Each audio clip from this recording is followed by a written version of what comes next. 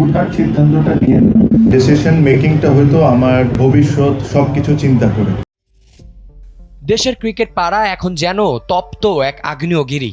মুস্তাফিজুর রহমানকে কেন্দ্র করে বিসিবি আর আইসিসির মধ্যকার স্নায়ুযুদ্ধে এবার যোগ হলো এক নতুন এবং নাটকীয় মোড়। এই উত্তপ্ত পরিস্থিতির মধ্যে নিজের মতামত জানিয়ে আলোচনায় এসেছেন দেশের সফলতম ওপেনার ও সাবেক অধিনায়ক তামিম ইকবালও।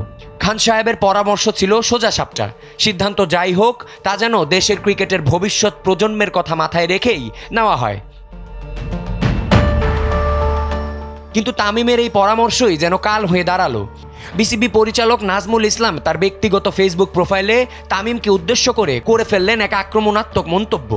তিনি তামিমকে ভারতীয় এজেন্ট হিসেবে অভিহিত করে বলেন, ভারত সফর নিয়ে যখন নিরাপত্তা ঝুঁকি তৈরি হয়েছে এবং ম্যাচগুলো সরিয়ে নেওয়ার আলোচনা চলছে, তখন তামিম দেশের আবেগের বিপক্ষে গিয়ে ভারতীয়দের পক্ষ নিচ্ছেন।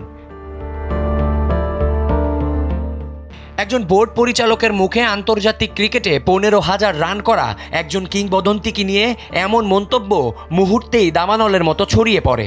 তবে এবার আর চুপ থাকেননি তামিমের সতীর্থরাও।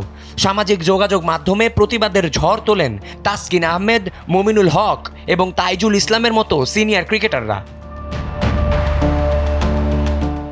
তাসকিন আহমেদ তার পোস্টে স্পষ্ট জানান, দেশের ক্রিকেটে অসামান্য অবদান রাখা একজন সাবেক অধিনায়ককে নিয়ে এমন মন্তব্য দায়িত্ব জ্ঞানহীনতার পরিচয়। এটি কোনোভাবেই দেশের ক্রিকেটের স্বার্থ সহায়ক নয়। অন্যদিকে সাবেক টেস্ট অধিনায়ক মমিনুল হক এই মন্তব্যকে সরাসরি অপমানজনক বলে আখ্যা দিয়েছেন।